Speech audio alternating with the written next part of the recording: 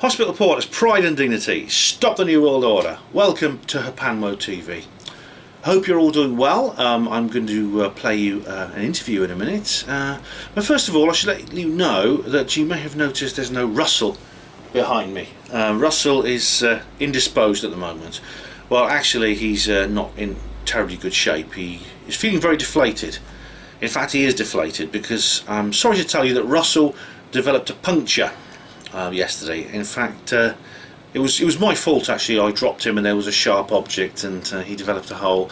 I've tried to cover it with tape and blow him back up again, but it hasn't worked. It's still leaking, so unfortunately I've had to dispose of him, but I have ordered one of his clones from Area 51, so the Men in Black will hopefully be delivering it in a couple of days, so there will be a clone of Russell behind me again in Pride of Place. It won't be long. Anyway, this is a quite unusual video because I'm going to play you an interview with Caroline Stevens in a minute. Now, Caroline Stevens is a former member of UKIP, the United Kingdom Independence Party, and Caroline campaigned.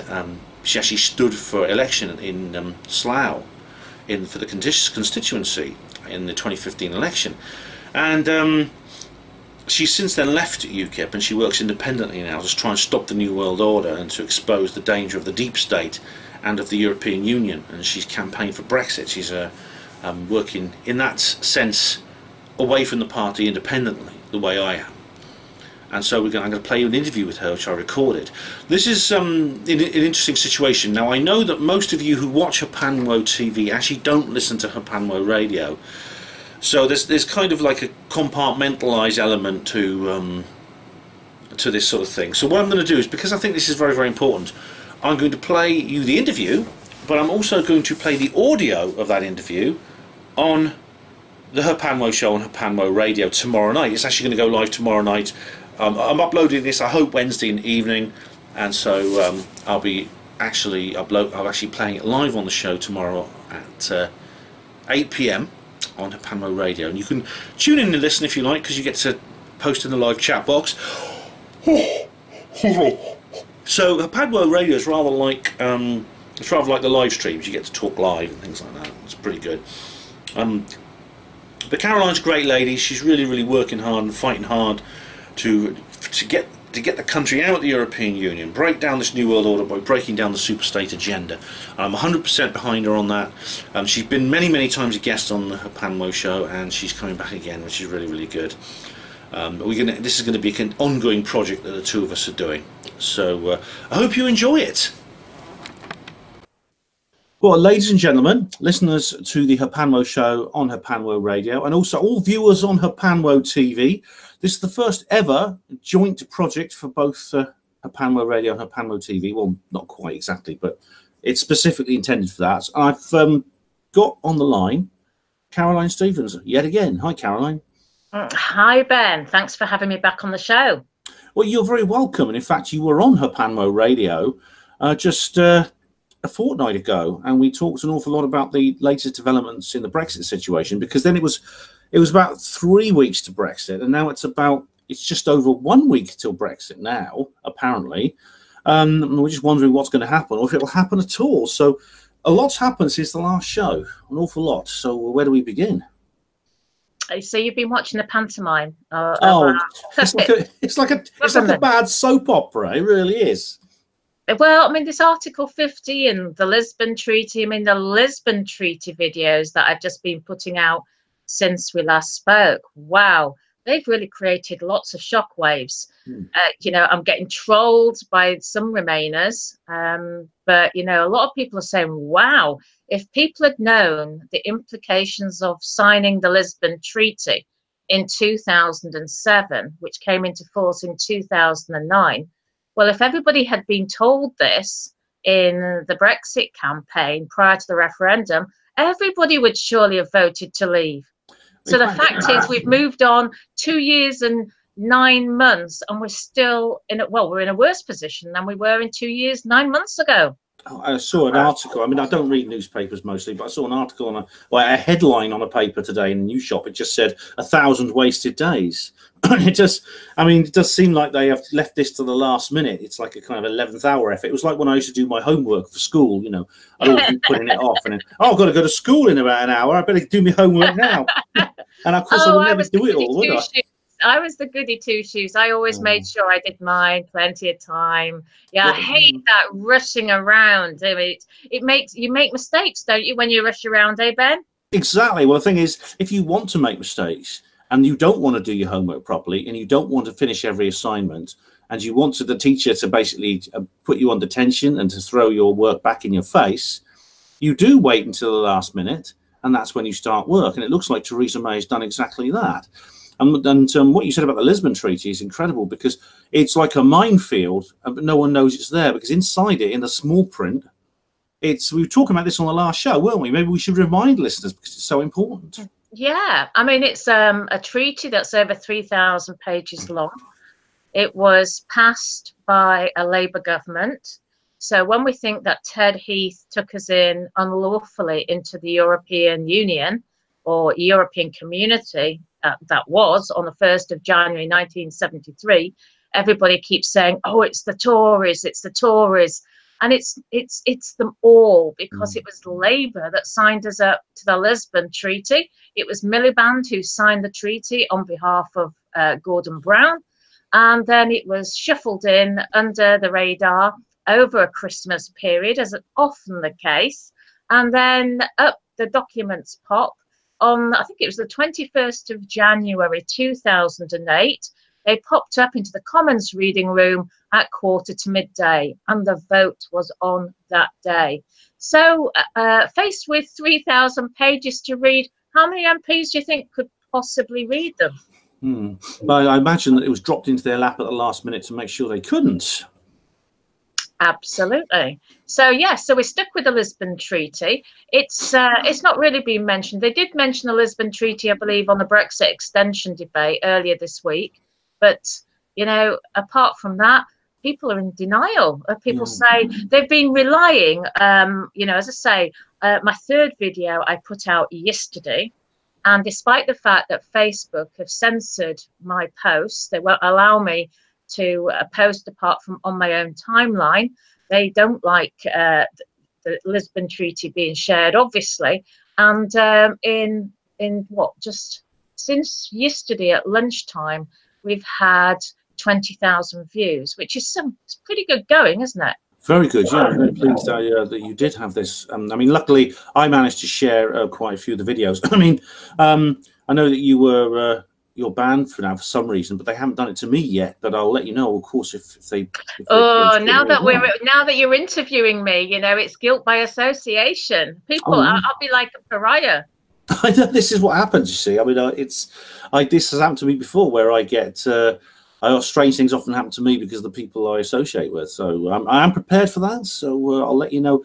I think it's to be very obvious that we should be suspicious if the same thing happens to me. So. Well, I'm sure I can still go shopping.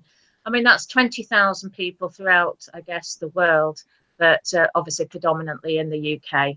A few people have seen it in the Commonwealth and over the pond, but yeah, it's predominantly UK people. But they all don't live in my area, so I feel pretty confident I can still go shopping. Good, that's good to know. And you know, it's this sort of thing is relevant, I think, globally, because super states of the type that the EU have been created are being set up all over the world, continental power blocks. The African Union is quite well advanced now, and indeed NAFTA, the North American Free Trade Agreement, is also being advanced. The plan is for a number of continental super states, which will then be merged into the one world government, which is a two-stage process, which was first suggested by none other than Joseph Stalin. So the EU is sort of going very much along with what he said. A lot of strange things have happened this week. First of all, John Bercow, the Speaker. Now, the Speaker of the House of Commons is the guy who shouts, "Order, order!" And he's probably the only person in that room I actually like. Well, he's vaguely approachable, but he actually threw Theresa May's deal out because he said that there was, because of parliamentary protocol, she wasn't allowed to present it a third time. So is this good or bad news? Because I mean, the commentators were very divided on this. Some said, yeah, good old John Bercow, he's forced a no-deal Brexit on the 29th. Other people were saying, no, he's blown it now. This is going to make it even more difficult to get out. So where do you stand on this? Is this the reason why Theresa May's got to go abroad yet again today? She is headed off to Brussels, cap in hand, on her hands and knees, begging for an extension. I mean, Donald Tusk. Me, but I'm just so we didn't actually really finish. We really didn't finish the implications of the Lisbon Treaty, because for anybody watching the show for the first time who's not seen the small print, basically we're looking at going into the euro. By 2022, we're looking at the stock exchange, the London Stock Exchange, moving to Frankfurt. We've already seen Deutsche Bank move their euro clearing to Frankfurt. That was widely reported in the mainstream media last year. So that we're talking about military unification. That's all that's with PESCO. I mean, we've signed most of the documents for that. So yes, it's all business as usual for one world government. So this is the small print. We will source. Oh gosh, get my teeth back in. We will actually cease to be a nation state before 2025. Yeah. So how do we feel when our guys and girls have fought through World War I, World War II? We did that. They fought so we could be free. Yeah. And that's a sobering thought, isn't it? Very. It's awful to think that this kind of sacrifice that they and many other people have made, that it's been thrown. It's just been in almost like trash. It's been thrown out with the rubbish, and that illustrates the leaders that are elites and their attitude to us. As I said before, it's like there's species of farm animal. There's cows, there's pigs, there's sheep, there's poultry, and then there's humans. That's how they see us. They literally see us as another species, and we're just a species of farm animal. And you mentioned that another thing I read somewhere, I think it might be in the Lisbon Treaty, is that the eventual plan is actually to even do away with the regional structures. That is, even the member states as they are now, which they're not allowed to call countries or nations. And there'd be different regional organisations. So, for example, where I live now, which is what district number will you be? It's in a district called Trans-Manche. Now, it includes all of southeast England, but also northern France, because Manche is the French word for the English Channel. Is Calais the capital of your region? I think it might be Calais or Dover or somewhere like that. It's right at the centre. So basically, we'll be in the same region as northern France. I mean, will they make us all speak the same language? You may not be allowed to speak English or French. They might make us speak Esperanto or something. Well, I was going to say, this is really serious. I mean, we're laughing about it, but this is really deadly serious. No, actually, I don't know what my district is called. All I know is it's district number 13, and that's going to be the south. That's the southwest. Yeah. So yes, the UK is being split up and into these regions. I've seen the map, how we're being split up, and in fact, if you went to Germany in 1996. You would have been able to buy a tea towel with all those regions embroidered on a map, on a tea towel. That's how it's been planned a long time. And I mean, it is true. I mean, basically, where you are in the southwest of England will be a different region to where I am in the east, in the central east of England. And the thing is that the actual divisions, these regions, bear no relation to the current or natural nationalities and classic nations of the continent. So well, of course, did you ever watch the film The Hunger Games? Yeah. And when I watched that film, I mean, that was only I was campaigning to leave the European Union when I watched The Hunger Games. Wow, what an amazing film that was. It's almost prophetic. It's very Orwellian. And funny enough, that George Orwell actually predicted that, and who knows, that might be true, that in the various super states, I mean, we may become like Airstrip 1, is what the name was given by the Big Brother state for England. And well, we've also got, do you remember the Truman Show? Yes. Watched. How prophetic was that as well, with people, you know, the COINTEL agents are watching us now. They're listening to our conversation. Oh, yeah. Even before we go, before you've edited the show, they'll be on listening. So best of luck with that. Get a proper job, for goodness sake. Stop the train the people. Don't work for them. They don't realise that 5G will impact on their lives just as much as it will impact on our lives. They'll be in the cattle truck right behind us, going off to the concentration camps, and they don't realise it. That's what happens to collaborators. They get no reward. They'll be are they not the first ones to go? Oh yeah, that's quite right. Yeah, it's like that's exactly it. And you know that funny enough, like the tricks we've been fed, like what's going on now with Brexit is not without precedent. For example, the Lisbon Treaty, you see, itself several nations had to be tricked into voting for it, like Ireland. So originally it actually changed its name from the European Constitution because that's when the Irish had a referendum and they rejected it. So they changed it to the Lisbon Treaty and they made them vote on that. And it was 99% the same, wasn't it? Absolutely. It was just given a new title, basically. And now it's like they're trying to play the same trick again. They give people things different names. They make people vote multiple times until they get the answer that they want. And what's happened today, as we're recording this, and indeed this video will probably be available before the radio show, because the radio show goes out tomorrow evening. I'll try and get this up this evening. It's been revealed that despite the fact that Italy and France and several other nations have said, oh no, it seems like I mean, Italy in particular has been very, very helpful. Matteo Salvini, who's their foreign minister, is a great guy. They're vetoing the delay to Brexit. Now Donald Tusk is saying it is possible, but the MPs have to back the deal. Now, this is going to put an awful lot of pressure on MPs to back the deal, and the deal itself is so awful that, well, if we do get a Brexit, how long will it be? Well, over the weekend, a contact of mine from the City of London said that the city had been told by government not to worry, that they would be kicking the can into the long grass till the end of the year. And that undoubtedly will mean that we'll end up by central taxation by the end of the year from Brussels, because, of course, regardless of whether we send back MEPs to the Parliament, which is also being debated at the moment, the Electoral Commission has told all the political parties to prepare for this eventuality. Whether those MEPs go back or not, it's pretty irrelevant. You know, they're not going to make any changes themselves. They have no power whatsoever.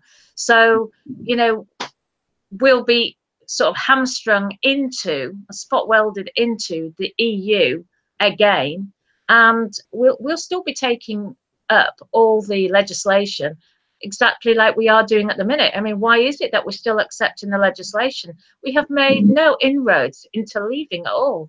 You know, it's like the actual. I mean, if we get if there's an extension on the Article 50 to the end of June, which is what's planned, 3 months, June the 30th would be the next leaving date, and we're being forced into to take part in European elections. That could only mean they plan to extend it further, because the new Parliament doesn't actually begin until after that date. So there'd be no point in us being in the elections, actually taking part in the elections, if we were going to be out by the 30th of June. You know, and you raise another good general point, which is that MEPs have no power, and indeed they don't. The European Parliament is a facade. It's just there for show. It's the democratic shop window on a dictatorship.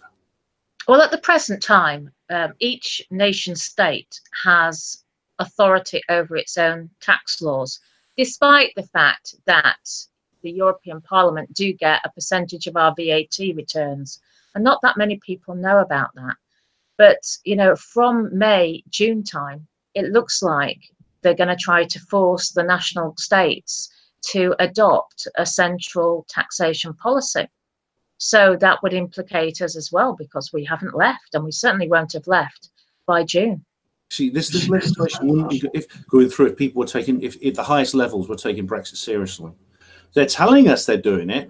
when their actions say the opposite. Their actions are, if you look behind the scenes and behind the headlines, they're doing everything they can to scupper the process, and they're acting as if we're going to remain a member state ad infinitum.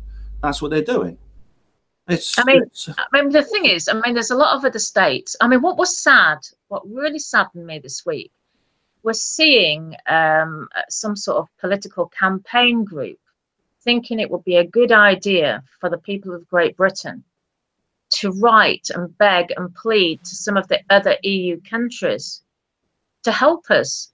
And I just think, wow, for a British bulldog, with our spirit, what does that say about what Britain's been reduced to? Begging other EU countries. We were the greatest nation in the world. We now have our current Prime Minister is one of the weakest we've ever had. So the idea that she has to plead with this continental empire just to give her a few more months, and the cartoonists will love it, I'm sure. I can't wait to see Private Eye and Punch on this. But it's. Don't you just wish that Spitting Image would come back? Oh God, yes. But do you know they would never get away with it these days? What they used to get away with Reagan and Thatcher and Heseltine and Howe, they would never ever get away with these days. It's just so unpolitically correct. Satire is just very weak these days, and it's because I think there's much more authoritarianism in society than there used to be. And you know what? The way it feels to me, Caroline, is it's like we're going down this corridor. There's lots and lots of doors leading off it. There's one at the end which says cancel Brexit. But there's lots of other doors leading off it saying, leave 29th of June, leave with a deal, leave without the deal, etc. But each one of those is slamming as we walk towards it. And we've been led inexorably towards the cancel Brexit door. That's how it feels. The thing is, they talk about this with or without a deal. But deals are being produced, they're being signed up behind closed doors. So they're not talking about those deals. What about the military unification and the rumours that it was good we needed access to the single market, so it was worth giving our military up for? These are the genuine rumours from very influential people. This is what they've heard. It's frightening. That's not good. It is frightening. When you think of our military, as we said on previous shows, our military concludes our nuclear deterrent, which could potentially get everyone killed. And to give that up to the European power, what if they decide to use it on us? Yeah. Are they that desperate? And we have 10,000 foreign troops in the country at the moment. Haven't we got the 10,000 troops coming over? I don't know when you're actually going to put this show out, but we've got troops entering our shores at the end of this month. It's actually a Brexit Day. It's very close to Brexit Day. The exercise Joint Warrior is beginning. I wonder if they'll come the day before they're supposed to. Because this is something that does happen regularly. It's every 6 months, but it's going to be much more extensive than ever before. For example, it used to be confined to northern Scotland, but now it's going to be elsewhere in the country. For example, RAF Bryce Norton, which is actually very close to where I live, is going to be part of Exercise Joint Warrior. So it's going to be a very extensive exercise. Troops from 13 nations are going to be in the country. Could it be that this exercise will go live for whatever reason, and we could end up with some kind of coup or invasion? Well, it's interesting that very recently, literally in the past 2 or 3 weeks, we've had the SAS on manoeuvres in Hampshire, Wiltshire area. They're using their new Ospreys, which are an absolutely fantastic helicopter, which are so speedy and can manoeuvre, can transport 24 SAS guys in one go. So they can get to any sign of trouble in literally minutes all over the country. So they've been on manoeuvres in the last few weeks, and then we've got the 10,000 troops coming in from America, Canada, and EU countries. Yeah, as you say, what's that about? They're supposed to arrive on the 30th of March. Brexit Day is officially the 29th of March. Bit close for comfort, isn't it? Are they going to arrive on the 29th? Are they going to be circling over London? I actually wouldn't fancy my chances in London at the minute with the police as things stand. If what we're seeing in France is replicated over here. I mean, have you been watching the French yellow vests? Yep, there's most of it is unreported in the BBC, but there's massive civil unrest in France right now. France, remember, is under martial law and has been since 2015, there's been. But what we're seeing now is a serious rebellion against the Macron government, and there's effectively a D-notice against it. Right, yeah. So basically, over the weekend, we saw pictures, because I've got contact over in Paris, and she sent me pictures of Macron and his entourage on the ski slopes. And those pictures were tweeted alongside scenes of Paris burning. And, you know, the two pictures couldn't be more stark. But they're obviously keeping it quiet. And Macron is obviously not in Paris if he's skiing. So he's probably somewhere up in the Alps. So maybe they're keeping him out of the way because they're scared he might end up on the guillotine or something. Oh, so what's going to happen over here then? I mean, things haven't really got that hairy over here. I mean, definitely there was a more determined yellow vest movement in Paris at the weekend. They apparently had yellow vests coming in from Belgium and Italy. So, you know, you can see why they want the EU army in place, Euro gendarmerie. And if you've got all these different nations fighting using the one logo, then obviously people from a different country are more likely to fire at people of a neighbouring country than their own people. So this gets over the psychological barrier, doesn't it? Yeah, this is a good point. That they found this actually at times when they have actually tried to use domestic troops for law enforcement purposes. So the troops often won't cooperate. This happened actually in China in 1989, where the Tiananmen Square massacre was actually carried out by a second unit because the first unit mutinied when they were ordered to go in and fire on their own people. But by using foreign troops, you see, they get over that hurdle because the people not have that sentimental connection to the actual country and the people within it. So it'll just be another foreign constabulary mission for them. So this is why when there's so many nations, most of the troops that are actually in the country to take part in this exercise are foreign. They're foreign NATO powers. And it could easily go live. This happened actually in 2001 with the US invasion of Afghanistan. It was achieved very quickly because the forces were already very close by in Oman, which is in the Middle East, not far from Afghanistan, on a huge exercise. And when 9/11 went down, that was just the starting gun, and they were already on the blocks ready to do the race, and they did. So you know, you and I are really concerned about the impact of 5G because this could aid the New World Order in basically exterminating 90% of the population, one way or the other, you know, with the health implications from the EMFs of 5G. And so, you know, it's a case of there are people fighting that war, if you like. There's people fighting Brexit. There's we all need to get together. It's not a left and right. It's not a red versus blue war. This is, and I mean war in a non-fisticuffs type, you know, lawfully. We have got common law. We need to take our sovereignty, not give it to political leaders, and say enough's enough. Surround the Houses of Parliament. We need to say our prayers, and let's just hope those politicians hear our prayers and actually do something to change this. They do have the power if they got together. But that's it. I mean, I'd appeal to anyone who's an elected representative. You know, it's time to actually start earning this money you've had, including your big pay rises, by actually doing your job. And to do your job means you go according to your oath of office, and you actually represent the people. You don't collaborate with a foreign occupation force, which is what the European Union is, and you don't obey the orders of traitors, which is what the elite are. The Theresa May, her cabinet, and the same goes for the opposition, because as you said, people blame the Tories for this, they blame Labour for that, but you'll find that the main political parties in the country actually tend to do the same things, and they often collude on the very same policies.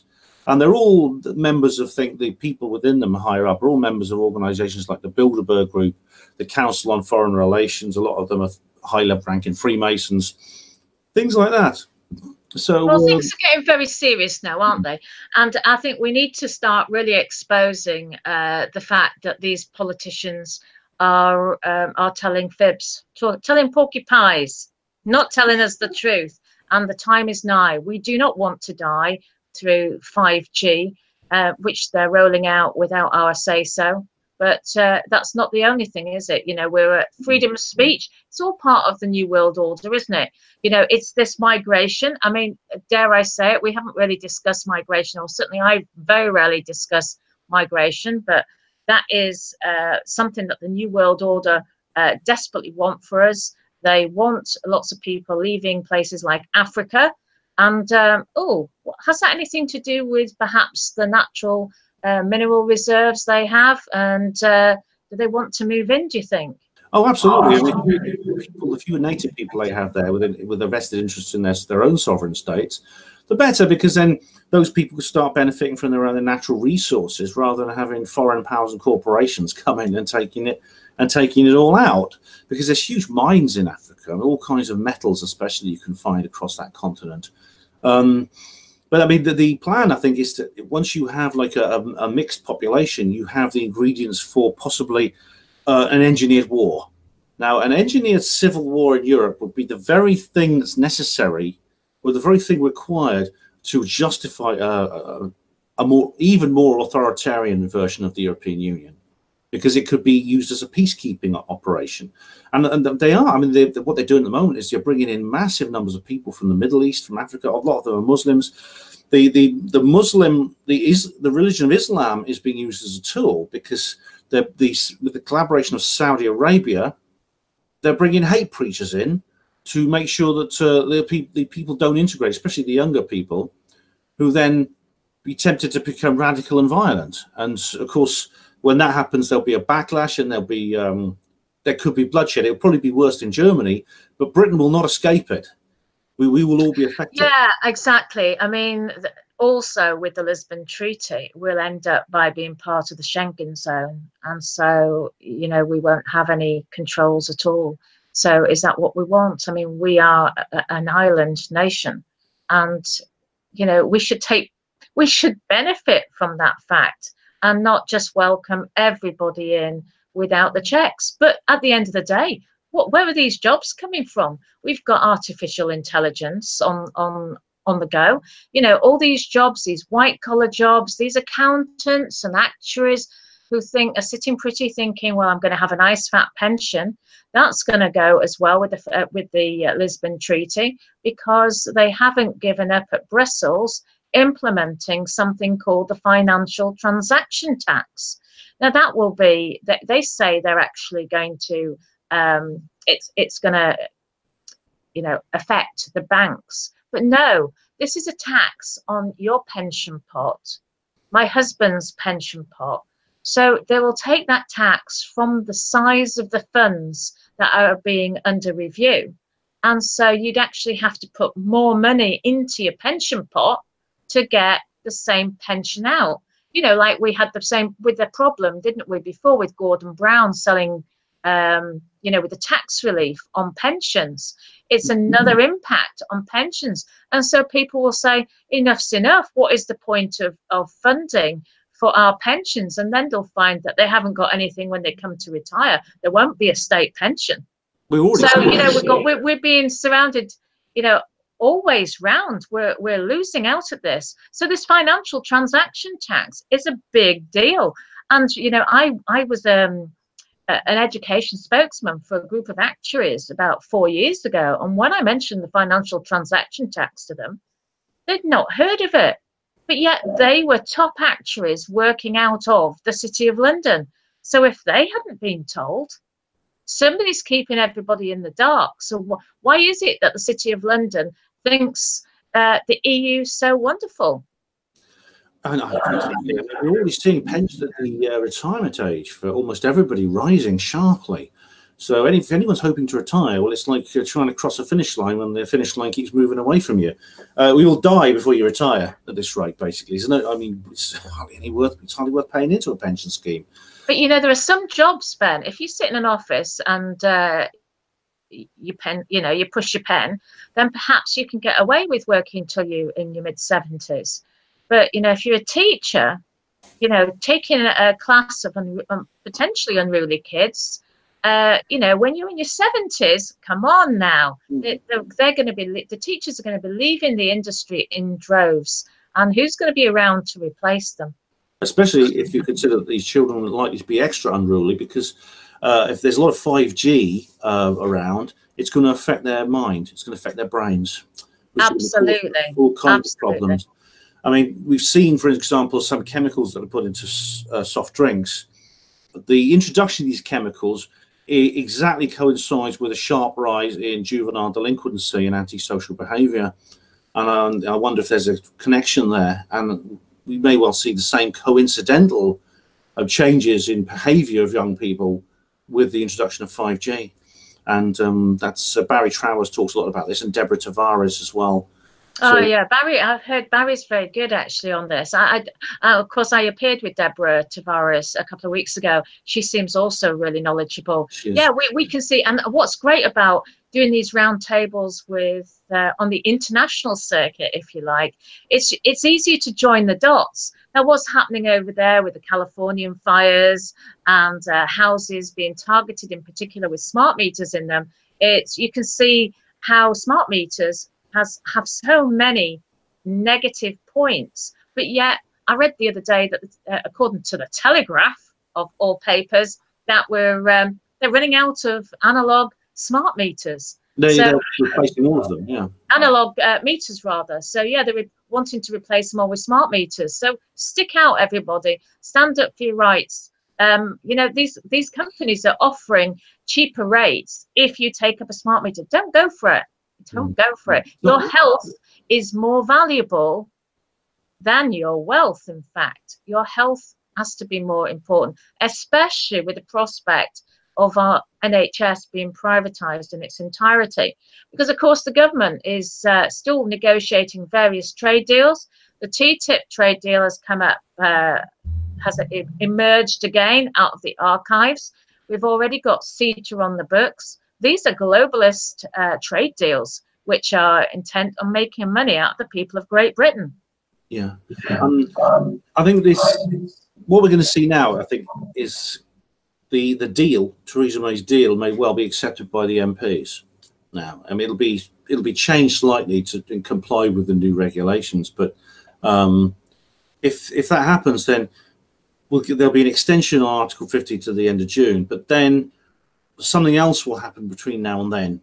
Do you think there'll be a false flag? Do you feel there'll be a false flag? I'm glad you brought that up, because the situation is so desperate that, along with perhaps the activity from the foreign troops, there could be some kind of catastrophe or some kind of a shocking event. Maybe another murder like we saw with Joe Cox, whoever really did that or what they really did.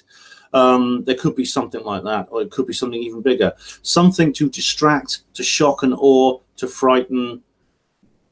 I think they are that desperate to do something like that. I mean, we've seen how desperate this European project is.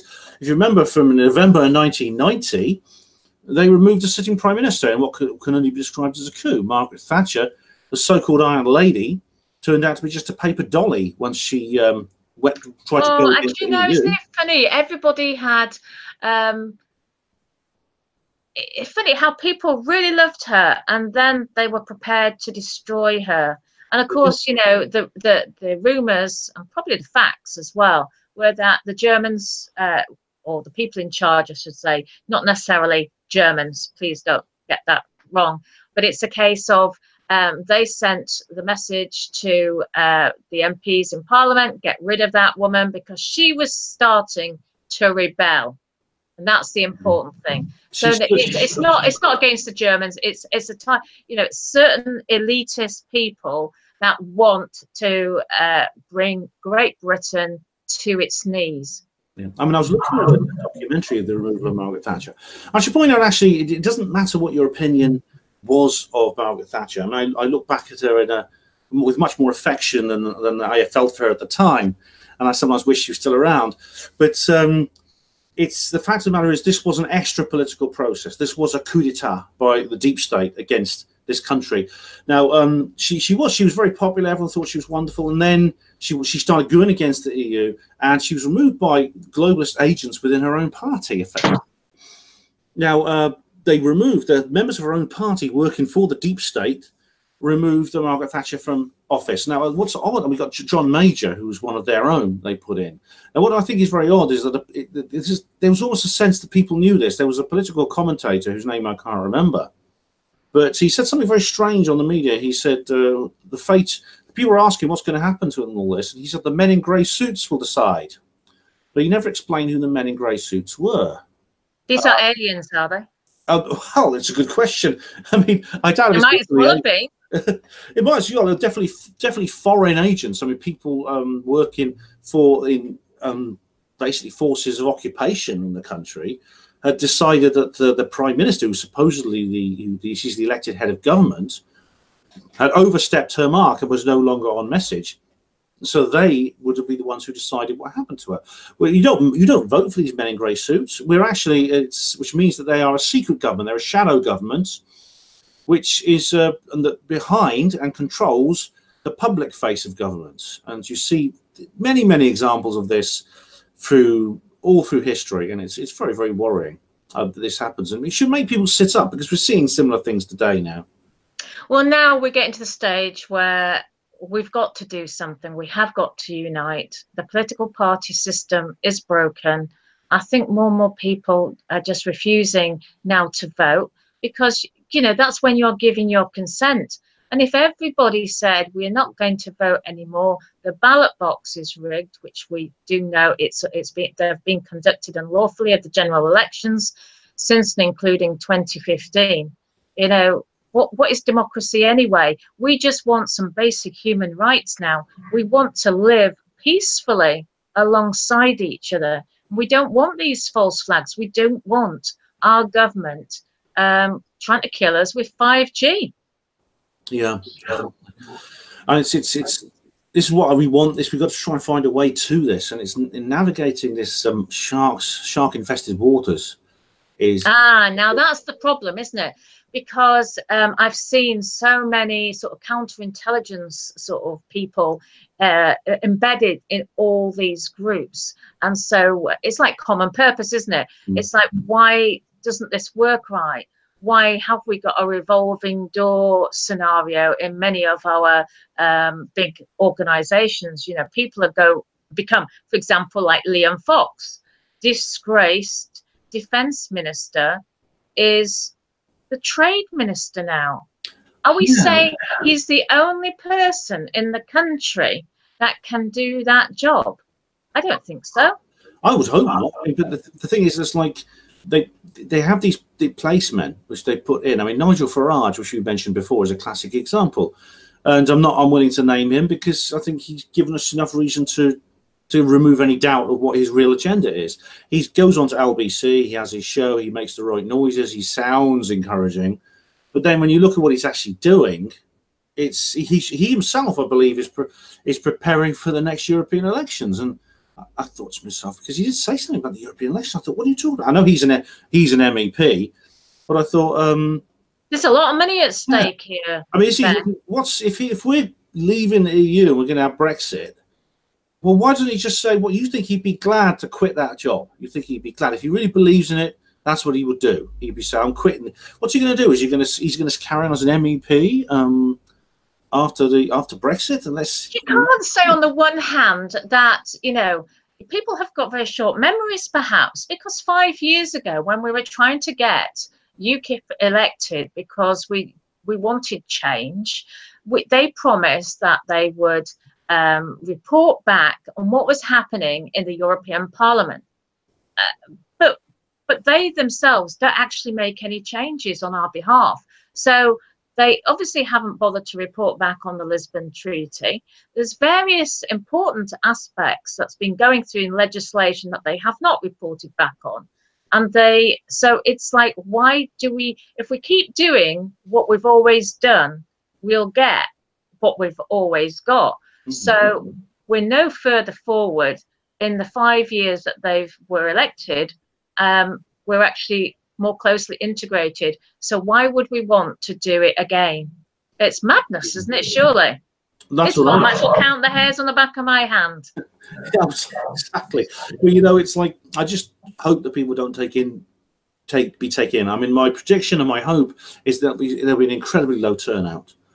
I mean, it's as far as... Well, you'd like to think so. You would hope to think so. But, you know, in fact, I'm finding some of the most intellectual people are the ones struggling with the concept of our MPs not being our friends. Oh, which makes me very, very suspicious. Maybe some of them went to school with those people in Parliament. Oh, they couldn't be such a bad chap. I don't know. I really don't understand this. I mean, I can see this very clearly, and I hope other people can. When I look at Parliament today, it's like it's in chaos. I mean, the whole the system of parties and the bipartisan nature of arrangements is now completely broken down. The party whips really have no power. There's resignations left, right, and centre. There's opposition voting with the Prime Minister and the parties and her own parties rejecting her and things like that. It's in total and utter disarray. But there's no real opposition. It's a really ironic position, you know, because we have this referendum and we have no one in government willing to go through with it. There's lots of other countries actually who are far more advanced in their struggle for independence than Britain is. Austria, for example, Italy, places in Eastern Europe such as Hungary, Poland. They actually have people, rising stars, who are promised independence for those states. They don't have their referendum, but they have the people, the political will, non-establishment people coming up into power who are going to challenge the deep state. So we in Britain are in this. We're stuck between this rock and a hard place. They forced us to have this. They were forced to give us this referendum, forced to accept the Leave vote, but now they're trying to back out of it because the deep state still completely controls our mainstream government. Well, I'll tell you something, you know, attacking the heart of this beast has got to be the only way forward. And the problem we've got with any empire is cutting off the money supply. And we are, as the UK, is the second or third largest net contributor to the EU empire. And of course, if they set up a central treasury in June, it was supposed to have been last June, so they are delayed by a year by the looks. We have a central treasury by June, and everybody has, I mean, everybody does actually have an insurance number allocated by Brussels already. That is already in place. Maybe not a lot of people know that, but an independent MEP, Stephen Wolfe, did actually reveal this just before the referendum. So everybody got a national insurance number. Well, it's an international one, isn't it? A Brussels number. They can take whatever they want from you. And because, you know, our MEPs, if we have any, will become sort of a co-pilot, if you like, on this. Co-legislator, I think that's their term. So it's really exciting stuff, isn't it? Paying more taxes. More big government. I thought most people wanted to pay less tax and have small government. We should be uniting the 1% or the 5%. And those are the people who we target, and we are the 99% or the 95%. And, you know, we far outnumber them, don't we? Yeah, as I said, you know, they see us as another species of farm animal. But it's time for us to start pushing against the fence. It really is, and to break out like in Animal Farm.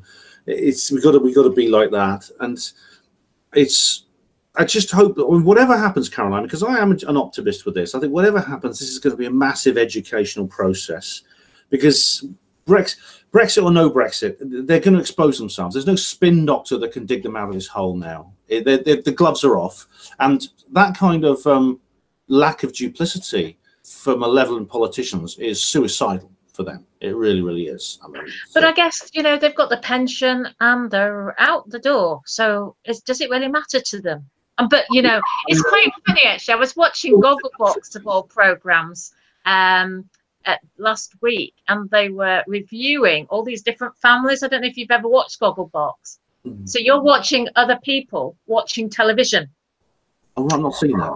And it's actually it's far more entertaining, in my opinion, than actually watching the programs themselves. To see, to keep yourself grounded and understand how other people think. And they had Tony Blair on one of the political shows, and it was just so interesting seeing him squirm. They were, he was being asked direct questions, and how he sidled this way and how he sidled that way. And the people, they are getting so frustrated. And that was every family. They could see through him. So we are finally getting to the point where the people can see through the veneer. They can scratch that veneer off and see the bare wood underneath. And it's not a pretty picture, is it? No. And events are going to prove this even more. I mean, if Theresa May's deal goes through, then we basically have an infinite transitional period.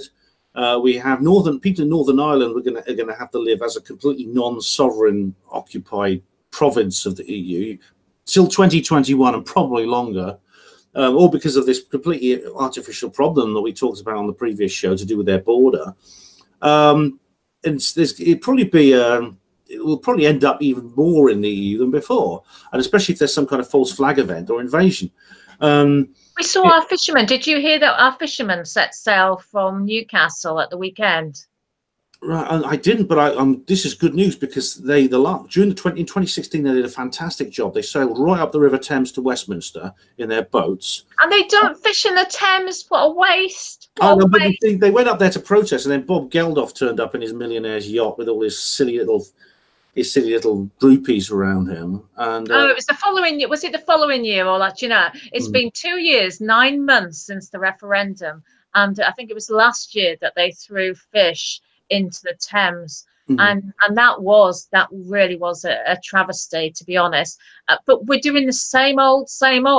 Come on now, we're much better than that. Surely we should be getting out of there. Well, as long as they save a nice rotten kipper with flies buzzing around it to throw at Bob Geldof, that's fine with me.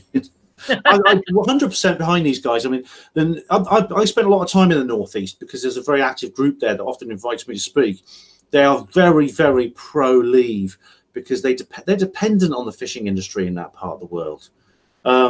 It's their traditional dish. The EU has devastated their industry. You can go to some of the small fishing ports in in the Tyne and Wear area or Northumberland, and the wharfs are just empty. There may be a couple of boats tied up, and all the others have gone. They've been scrapped.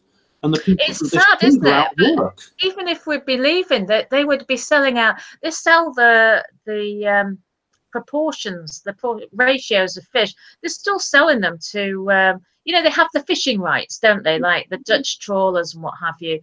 So it's not quite straightforward. It's not black and white, as they say. But what really got my goat was the fact that one of the Remain MP's assistants actually left his job after the referendum and got this job working for the Ports Authority soon after the referendum.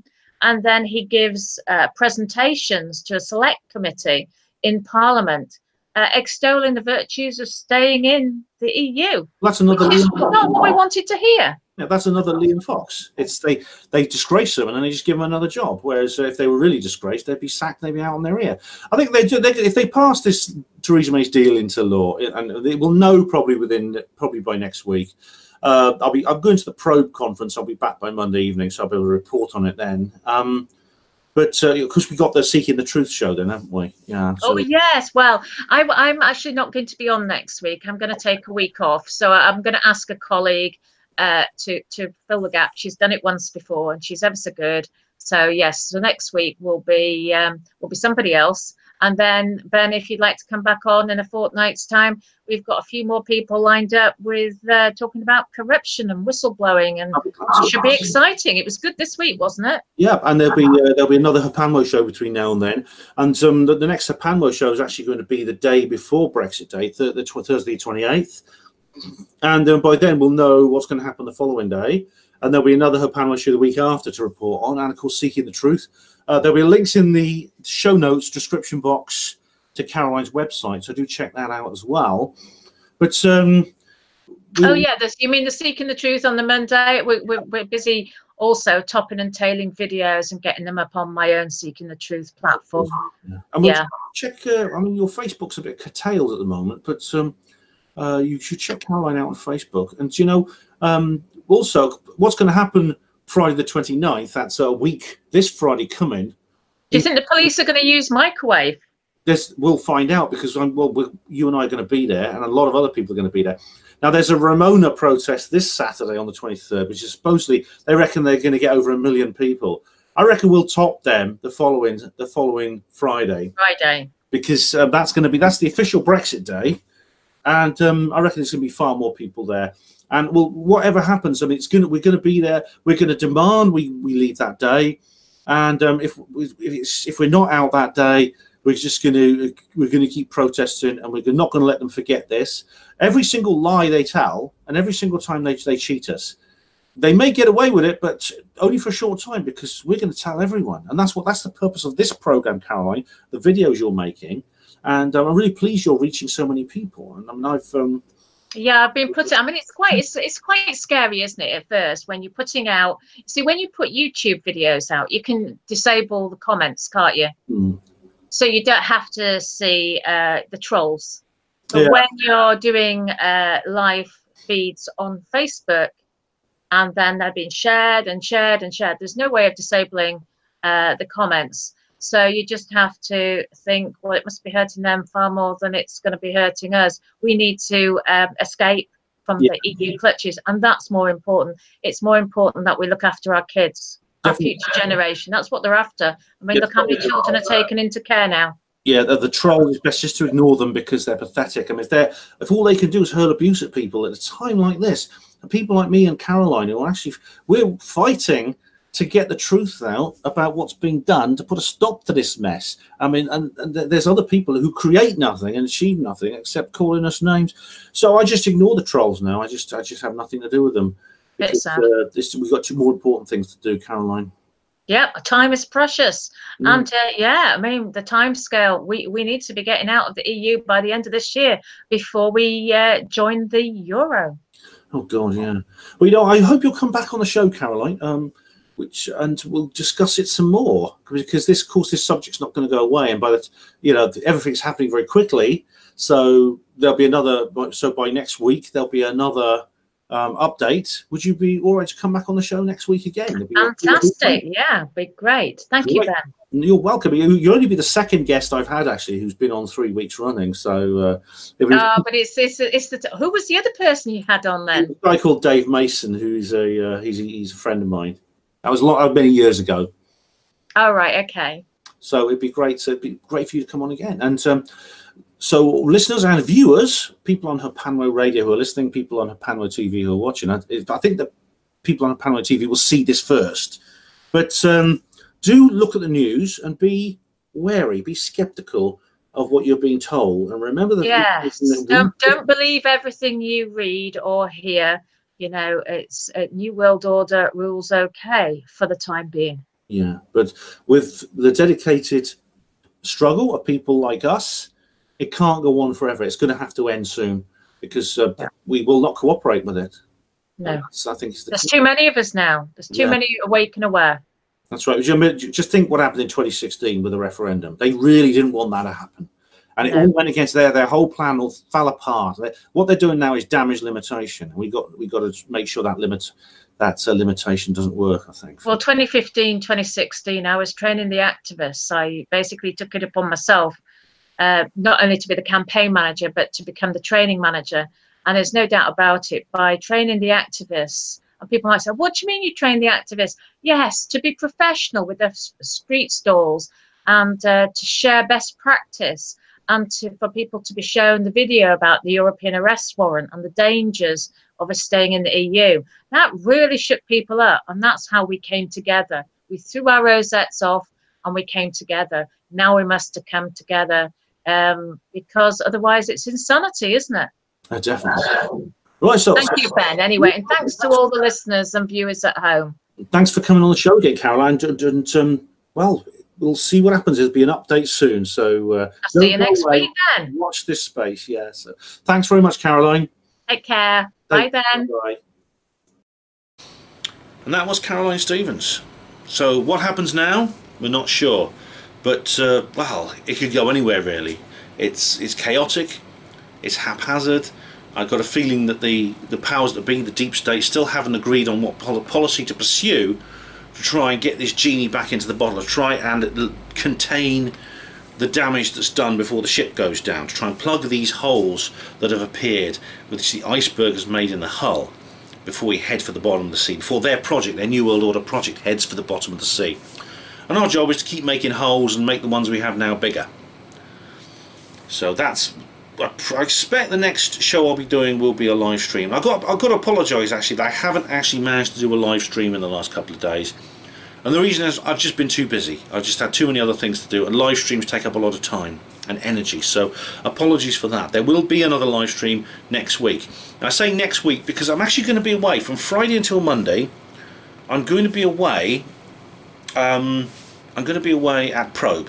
Yeah, I'm going to the Probe conference, so I'm leaving Friday morning for that. Coming back Monday evening. Well, I'll be offline while I'm there. Now, I don't know if you want me to do a reportage, because well, post in the comments box if you really badly want me to do a reportage, because every time I go there and I do a reportage, I think, well, they're getting a bit repetitive and people start getting bored of them. But loads of people post and they say, no, please do another reportage for us, Ben, please. I even had one guy, he actually gave me some money to go to Probe, so I wasn't going to go because I couldn't afford it, and he actually gave me some money to go because he enjoyed the reportages. So I'll leave it up to you guys. If enough of you post in there and say, do a reportage, Ben, on Probe before tomorrow, before Friday morning, then I'll do a reportage. But I'm going to take my camera anyway.